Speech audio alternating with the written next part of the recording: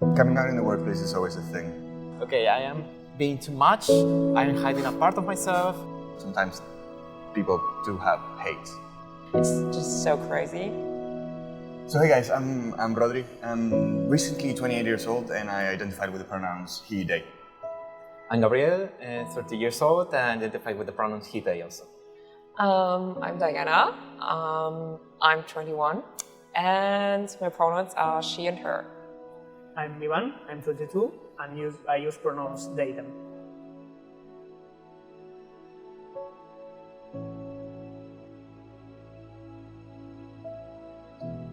I always, when I start on a place, I get to be the spy. I get to be the one who passes and just listens in for some weeks. So I see, how do these people act in relation to queer people when they think there's no queer people around? Right. And you know how to, you can test the waters and see, is it safe to come out here? Can I speak to these people? Like, can I set my pronouns in Slack?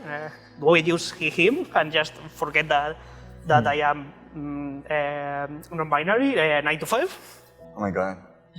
Coming out in the workplace is always a thing, right?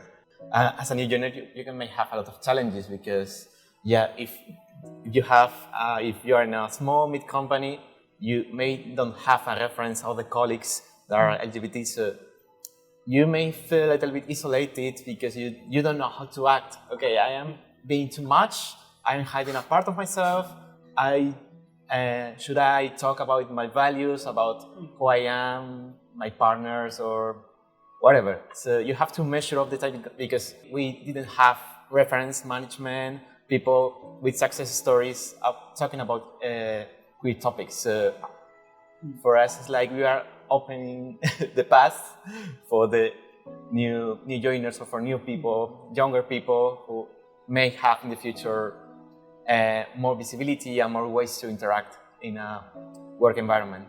I fully agree.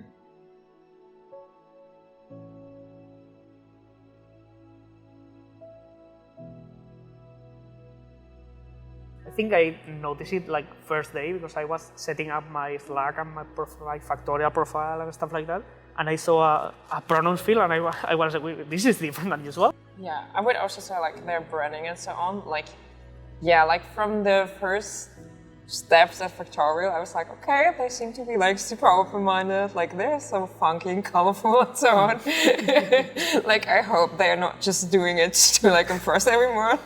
And in the end, they will be like super homophobic. But yes, like when I watched up like all the profiles and so on, like there was like space to like enter like your preferred name or so on, and then like your legal name. And I was like, okay, they're like really taking care of this kind of stuff and pronouns and so on. I was like, okay, so nice that they really mean it like that. The company per se is pretty diverse when it comes to hiring and selecting who to promote and who to leave in like a standard position, right? One thing I really like in the events we have internally, we have a help phone number in case there's some sexist harassment, any kind of discrimination, because it will be like the first step. Like first, be sure that there's no discrimination in your environment, and after that, be think positive.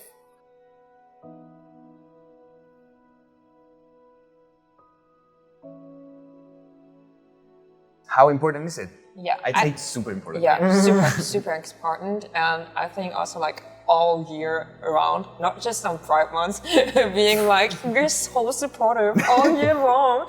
Like, look at the Pride flags and then like, end of the month, they're gonna be like, oh yeah, back to black. Okay, that's it for this year, goodbye. Not only externally, but also internally, because all the people that you're hiring and that you're keeping inside are going to be probably part are going to be queer probably, because statistically you're going to have queer people the more you hire, and if they don't have an inviting environment, they will leave, and you will miss a lot of talent, because a lot of new talent is queer people. I'll give myself a TED talk, like a 3-hour. I'd say to my younger self, don't be afraid of explore, because we are evolving with the time. So it's important to explore, to performatize your gender, your identity, to check how do you feel, and don't be afraid of showing the way you are and the way you want to be. And if you have barriers, you may cut some good things about you. But if you're free, you're gonna show yourself the way you are. You're gonna be like the best version of you.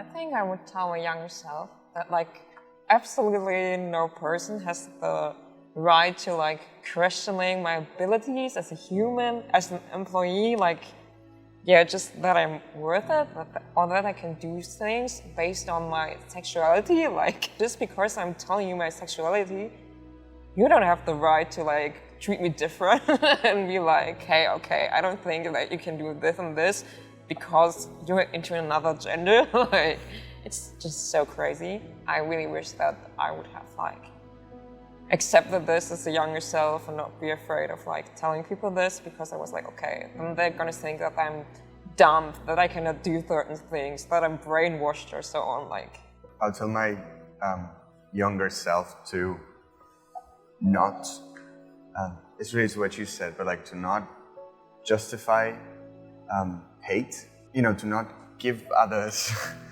this tiny fraction of this little trust that I have on the fact that they are not mean, because sometimes people do have hate. I think that my younger self at some point, I did justify people that I loved or that I found friendly, even if they were hateful or discriminatory. I don't know, I had some sort of justification, be like, oh, okay, that's okay, we are a bit weird. Yeah. I would tell myself, hey, that's not true, We are not a bit weird, they are. Or we all are. Yeah. That's a very insightful question. I actually like sharing with you guys. Yeah. yeah. That's a wrap for real? Yeah.